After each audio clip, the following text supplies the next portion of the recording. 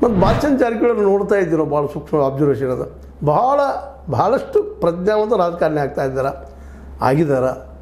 ಅದ್ರ ಜೊತೆ ಇನ್ನೂ ಅನೇಕ ಸಾಧ್ಯತೆಗಳು ಮಾಡೋದು ಸಾಧ್ಯತೆಗಳಿದ್ದಾವೆ. ಯಾಕಂದ್ರೆ ಅವ್ರ ಸಂಪತ್ತು ಸಾಕಷ್ಟದ, ಅದು ಸರಿಯಾದ ದಿಶೆಯಲ್ಲಿ ಅದು ದುಡಿದ್ರೆ ಸಾಕು, ಒಳ್ಳೆಯದಾದ್ರೆ ಸಾಕು ಅನ್ನೋಷ್ಟು. ಆ ಸಂಪತ್ತು ಒಬ್ಬ ಗರ್ವನ ತರಬಾರ್ದು, ಒಂದು ವ್ಯಕ್ತಿತ್ವವನ್ನು ಇನ್ನೂ ಮೌಲ್ಡ್ ಮಾಡಿ ಒಂದು ಉತ್ತಮ ಆದರ್ಶನ ಮಾಡಬೇಕು. ಆ ದಿಶೆಯಲ್ಲಿ ಹೊರಟಿದ್ದಾರೆ ಅಂತ ಅನ್ನಿಸ್ತದೆ. ಅದರಲ್ಲಿ ಇವತ್ತು ಬಾಲಚಂದ್ರ ಜಾರಕಿಹೊಳಿ ಆಯ್ತು, ನಮ್ಮ ಸತೀಶ್ ಅವರಾಯ್ತು, ಜೊತೆಗೆ ನಮ್ಮ ಲಕ್ಷ್ಮಣ ಸವದಿಯವರಾಯ್ತು, ಮತ್ತು ಇಲ್ಲಿವರೆಗೆ ಒಂದಿಷ್ಟು ಪೂರ್ವಾಗ್ರಹ ಪೀಡಿತವಾಗಿ ರಮೇಶ್ ಕತ್ತಿಯವ್ರ ಬಗ್ಗೆ ಒಂದಿಷ್ಟು ಭಾವನೆಗಳಿದ್ದು ಇಲ್ಲಿವರೆಗೆ. ಆದರೆ ಇವತ್ತು ಅವರು ಒಬ್ಬ ಪ್ರಬುದ್ಧ ಪ್ರಜ್ಞಾವಂತ ವ್ಯಕ್ತಿಯಪ್ಪ. ಟೀಕೆ ಮಾಡೋ ಒಂದಿಷ್ಟು ಓವರ್ ಇರ್ಬೋದು, ಮತ್ತು ಮಾಡೋದು ಆಗ್ತದೆ, ಕೆಲವೊಮ್ಮೆ ಏನೋ ಹೊಟ್ಟೆ ಮುಂದೆ ಹೆಚ್ಚು ಕಡಿಮೆ ಆಗ್ತಿರ್ತಾವೆ. ಆದರೂ ಇವತ್ತು ಅವರು ಒಬ್ಬ ನಾಯಕಪ್ಪ. ಒಳ್ಳೆಯ ಭಾಷೆ ಇನ್ನಷ್ಟು ತಿದ್ದುಕೊಂಡ್ರೆ ಅವರು ಉತ್ತರ ಕರ್ನಾಟಕದ ಒಬ್ಬ ಕೆಲವು ನಾಯಕರು ಅವರೊಬ್ಬರು ಆಗ್ತಾರೆ. ಯಾಕಂದ್ರೆ ಹುಕ್ಕೇರಿ ಸಂಘ ಸಣ್ಣದಿರ್ಬೋದು, ಆದರೆ ಅಲ್ಲಿ ಗೆಲ್ಲುವುದು ಭಾಳ ದೊಡ್ಡದ.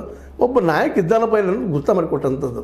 ಹೀಗಾಗಿ ಈ ಸಲ DCC ಬ್ಯಾಂಕಿನ ಚುನಾವಣೆ ಏನದಪ್ಪ, ಇದು ರೈತರಿಗೆ ಒಳ್ಳೆ ಕೆಲಸ ಮಾಡುವಲ್ಲಿ ಇವರೆಲ್ಲರೂ ಸ್ಪರ್ಧೆ ಮಾಡ್ತಾರೆ. ಇಷ್ಟು ಮಾತ್ರ ನಕ್ಕಿ.